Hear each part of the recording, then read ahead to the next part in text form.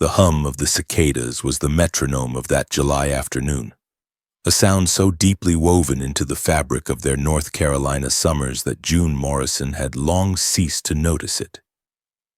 She watched her daughters, Sophie 7 and Emma 4, their laughter like tiny bells pealing in the thick, sweet air.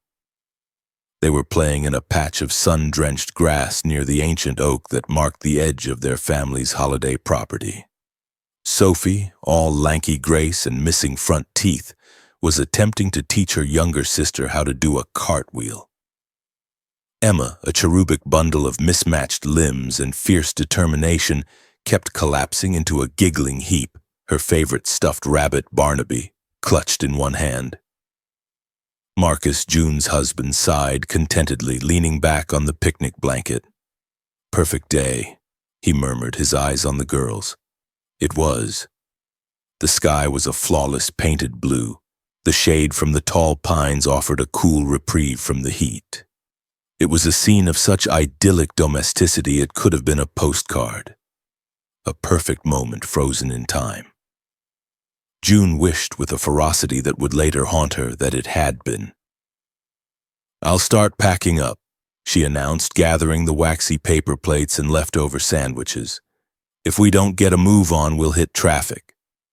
Marcus joined her, and together they made 2 trips to the car, loading the cooler, the chairs, and the picnic basket.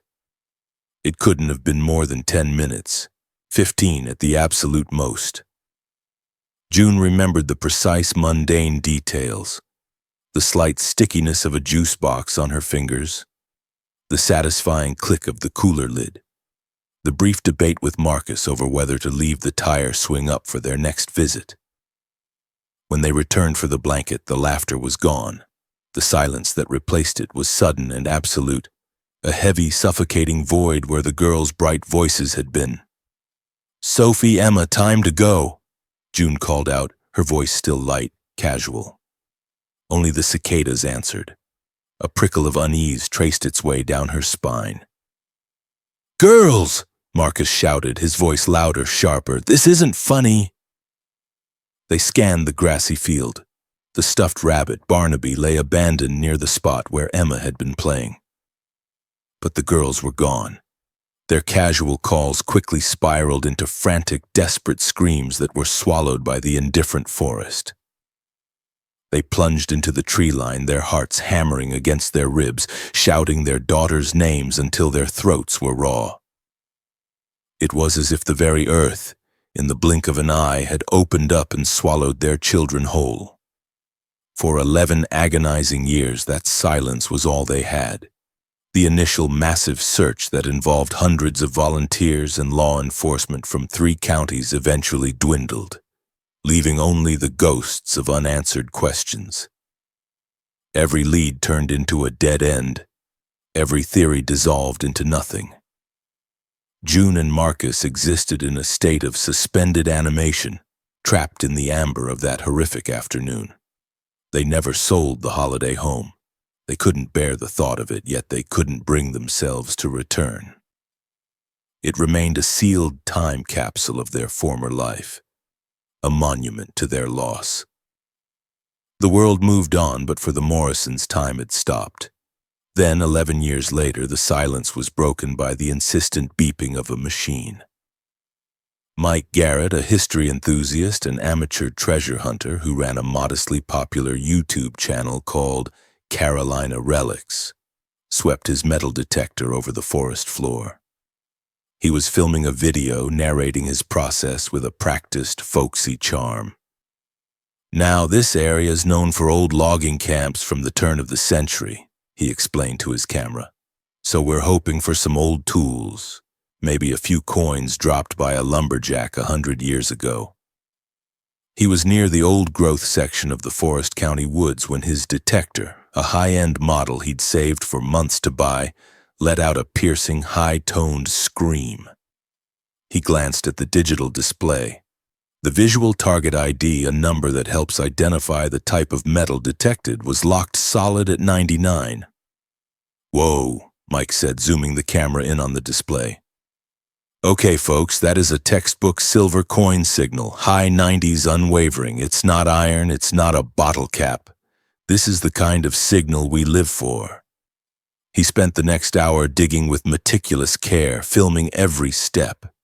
He used a small shovel and a pinpointer probe, his excitement mounting with every inch of soil he removed. He expected a silver dollar, maybe a rare piece of colonial jewelry.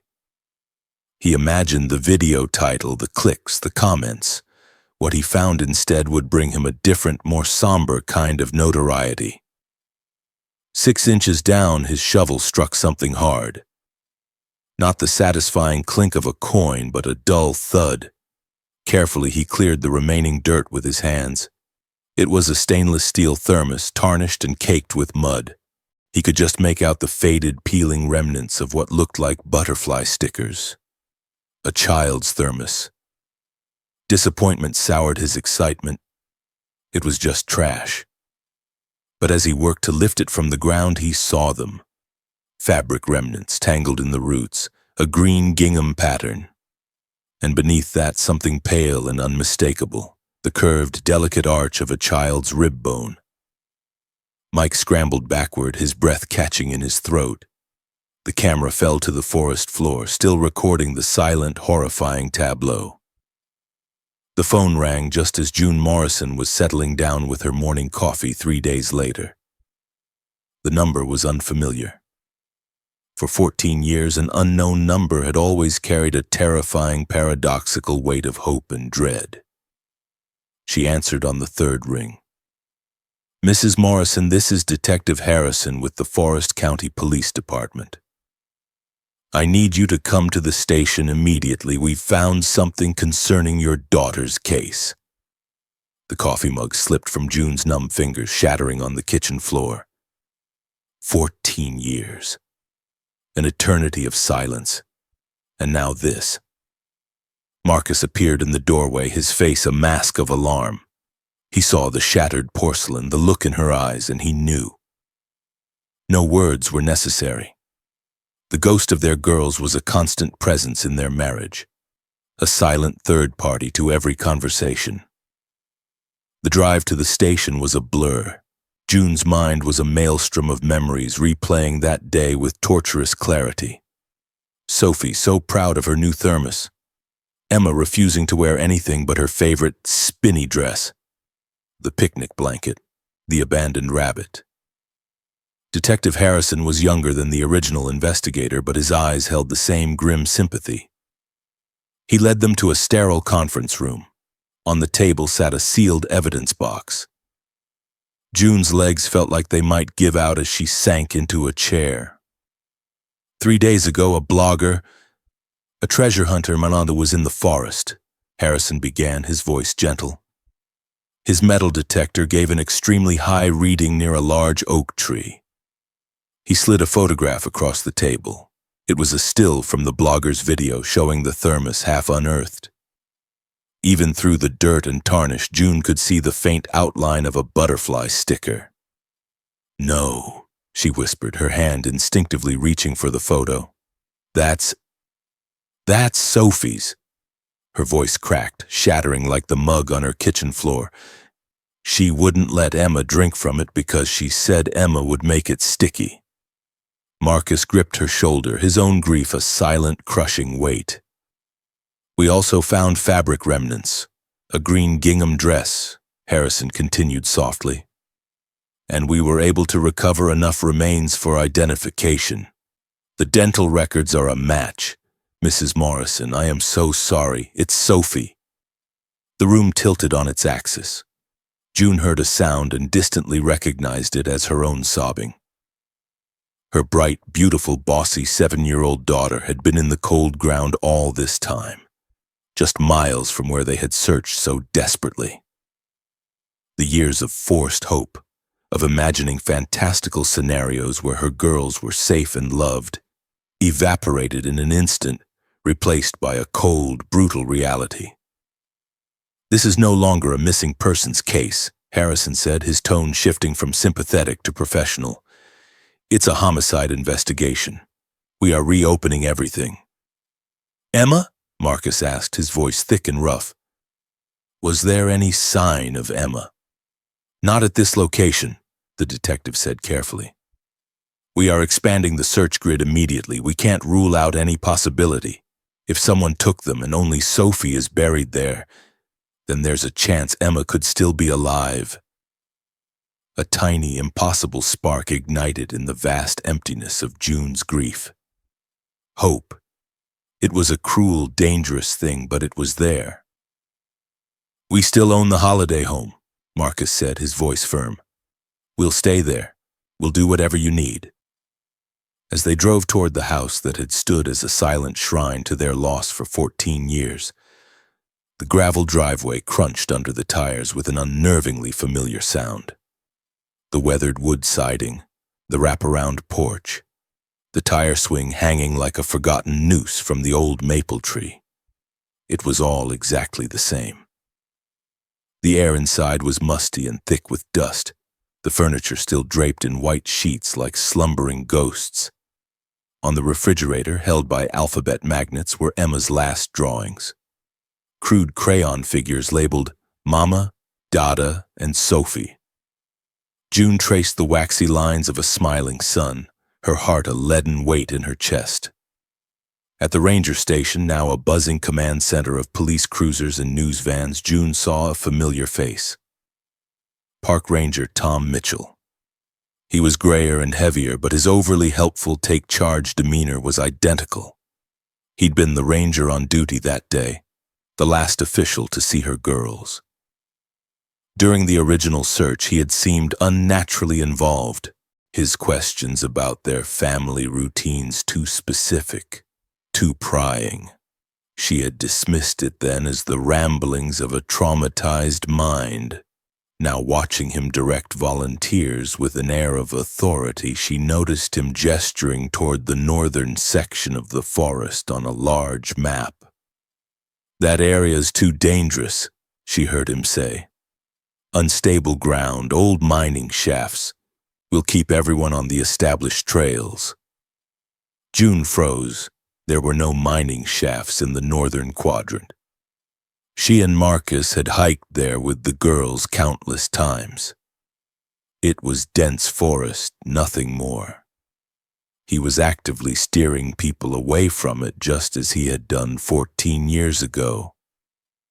An hour later, as June stood with Marcus, Mitchell approached them, his face a mask of practiced sorrow.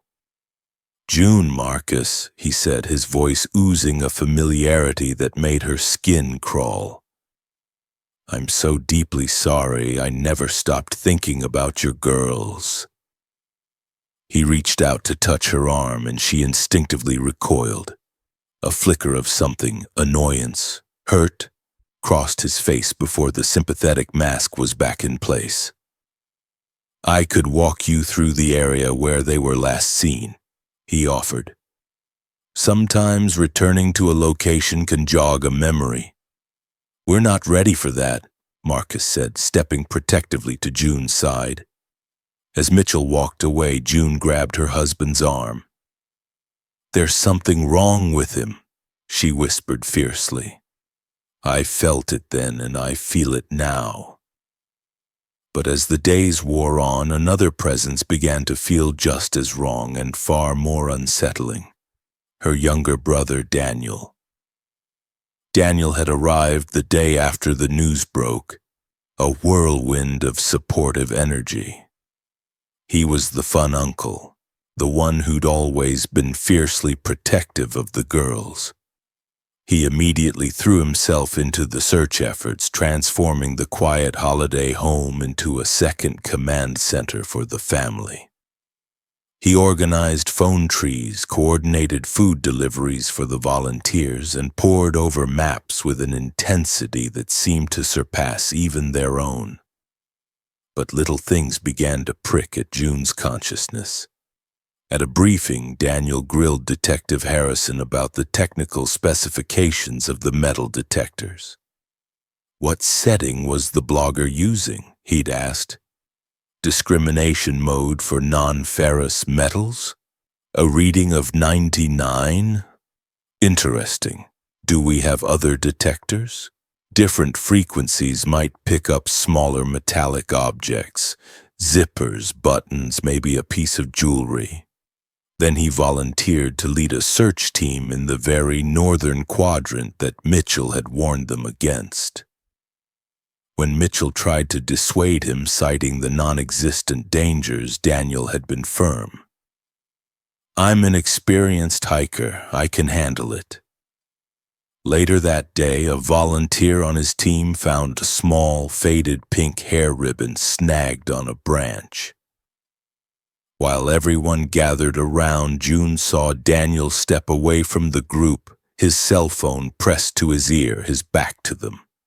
He seemed agitated, running a hand repeatedly through his hair.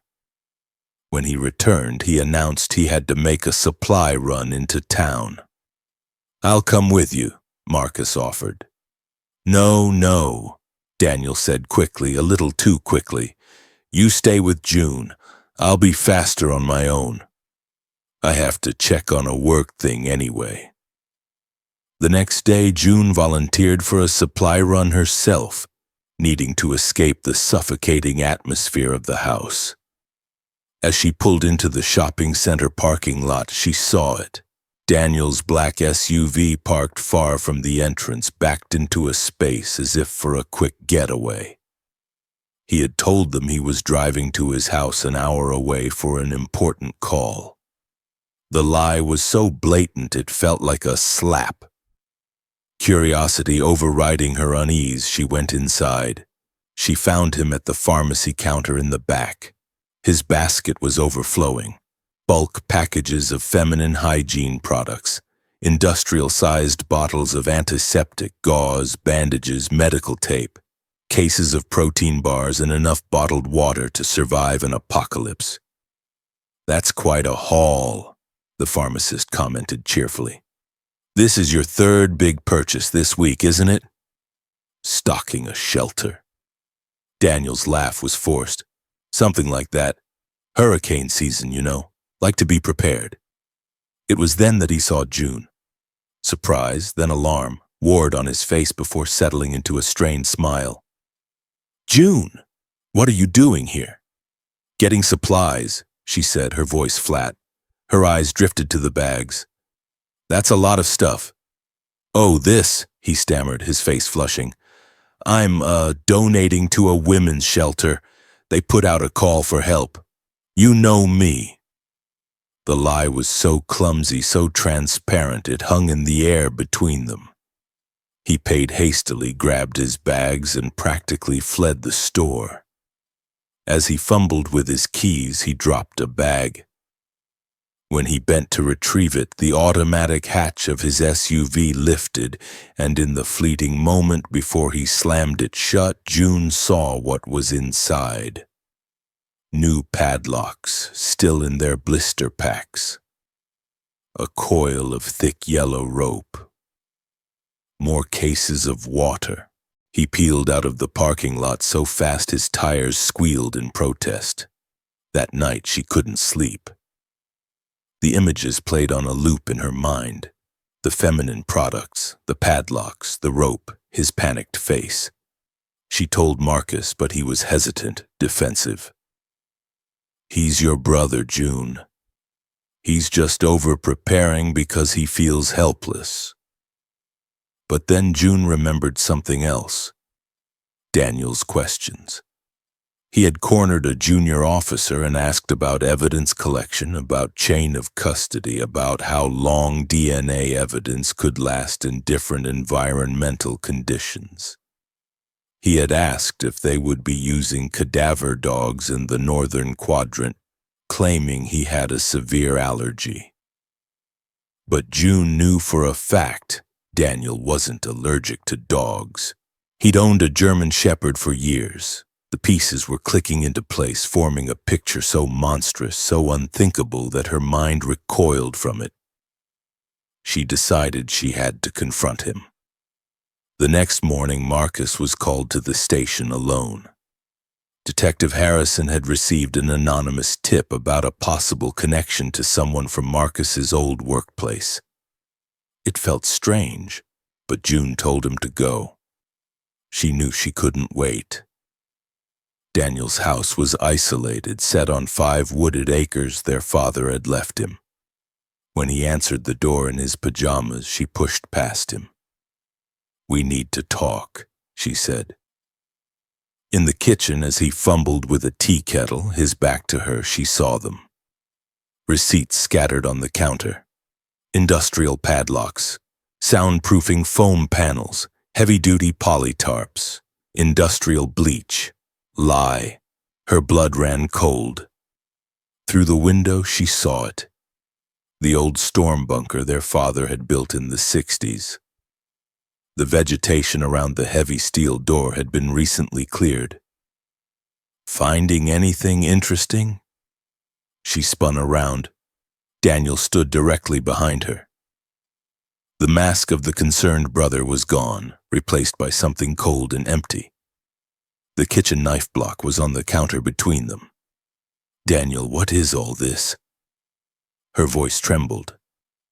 "You always were too nosy," he said, his voice flat. His hand moved casually, his fingers wrapping around the handle of a large chef's knife. "Always poking around where you shouldn't, just like that day at the picnic." Her world stopped. "What?" "You and Marcus," he sneered, "so busy, so important. Back and forth to the car, leaving those precious girls all alone. It was a gift, a sign." "You took them," she breathed, the horror finally taking shape. "You took my babies." "I saved them," he exploded, spittle flying from his lips. "I saved them from this filthy world. Sophie was too difficult, too much like you, always crying, always fighting, but Emma was perfect, malleable." He lunged, grabbing her arm, the point of the knife pressing into her ribs. "Since you're so curious, let me show you what 14 years of protection looks like." He dragged her out the back door and across the yard to the bunker. He fumbled with a heavy padlock, swung the door open, and shoved her down the concrete steps into the damp, musty darkness. The air was thick with the smell of stale food, chemicals, and unwashed humanity. Battery-powered LED strips cast a sickly, dim light. It was a cell, converted into a grotesque living space. A chemical toilet stood in one corner.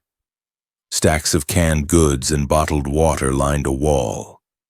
And in the far corner, on a small cot with leather restraints bolted to the frame, sat a young woman. She was pale and painfully thin, with tangled matted hair and large, vacant eyes. "Uncle Danny?" The young woman's voice was high and childlike. "Who is she?" "I don't like strangers." June's knees buckled. Even after 14 years of unimaginable change, she knew that face. It was a distorted, haunted echo of her 4-year-old daughter. "Emma," she whispered. The young woman cocked her head. "How does she know my name, Uncle Danny? You said I was your secret special girl." The bunker door slammed shut above them, plunging them into near darkness. The padlock clicked, and in the suffocating silence of that concrete tomb, June finally understood the full, soul-crushing depth of her brother's monstrous secret.